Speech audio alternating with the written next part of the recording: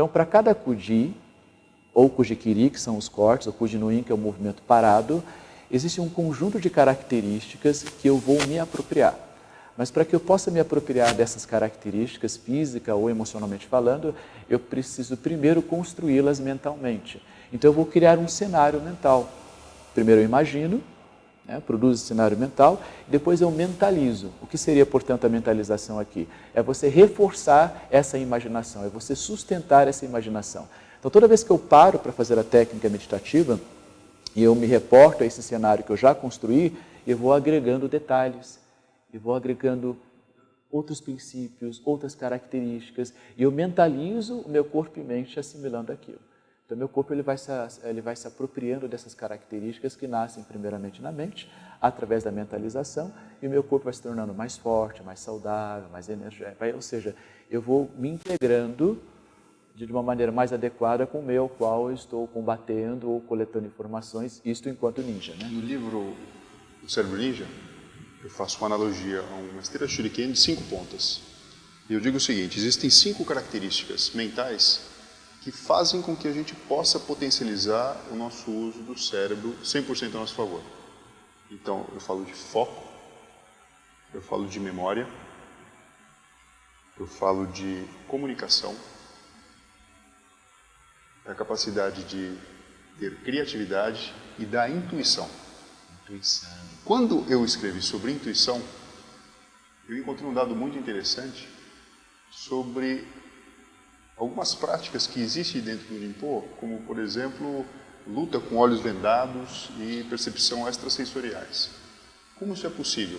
Porque, no meu entender, como neurocientista, a gente está utilizando o cérebro muito a nosso favor, muito mais do que uma vida comum. Primeiro vamos assim, desmistificar um pouquinho a ideia, né?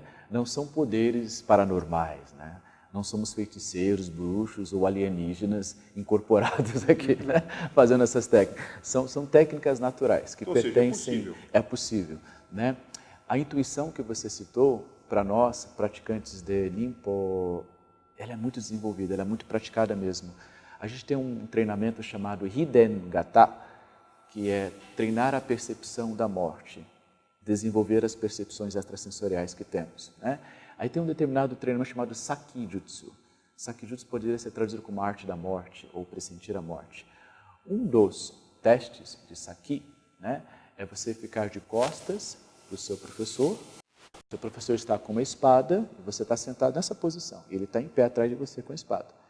Em algum momento, não sabido, ele vai cortar você.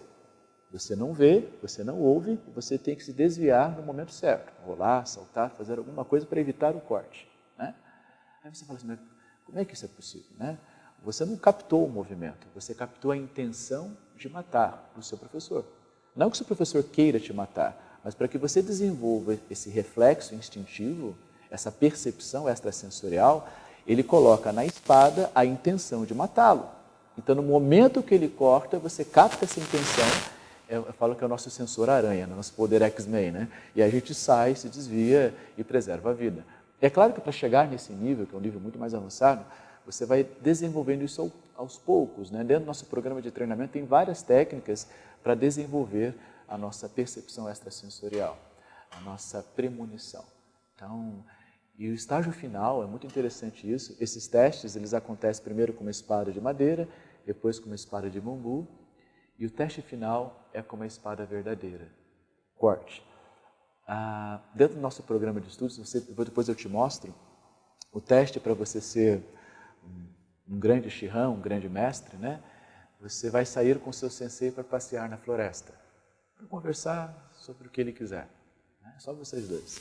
E ele vai estar com uma espada virgem, uma espada que foi construída, que nunca foi banhada em sangue, para uma causa específica, né? Em algum momento dessa conversa, o mestre vai sacar a espada e vai cortá-lo 3 vezes para matá-lo. Você tem que evitar os 3 cortes. Se você evitar os 3 cortes, provavelmente você vai se tornar o próximo sucessor da escola. Esse seria o teste final. Então, a intuição para nós, praticantes de Rinpo, é uma das técnicas mais desenvolvidas. E a intuição pertence a todo e qualquer ser humano. Não é nenhum poder paranormal, é uma faculdade natural que todos nós temos. Agora, o mais curioso é desenvolver a intuição, principalmente numa situação dessa de sobrevivência, sem desenvolver em conjunto a ansiedade. É claro, porque a ansiedade, para nós, a gente entende que é muita projeção de futuro, muita expectativa, muito amanhã, né? Assim como ficar muito no ontem, no passado produz depressão, ficar muito no amanhã produz ansiedade. O que nós falamos, portanto, em Ninpo é o conceito Tadaima, aqui e agora. É a única coisa real que existe, não existe amanhã. Amanhã é uma ideia que tem o costume de cair em contradição.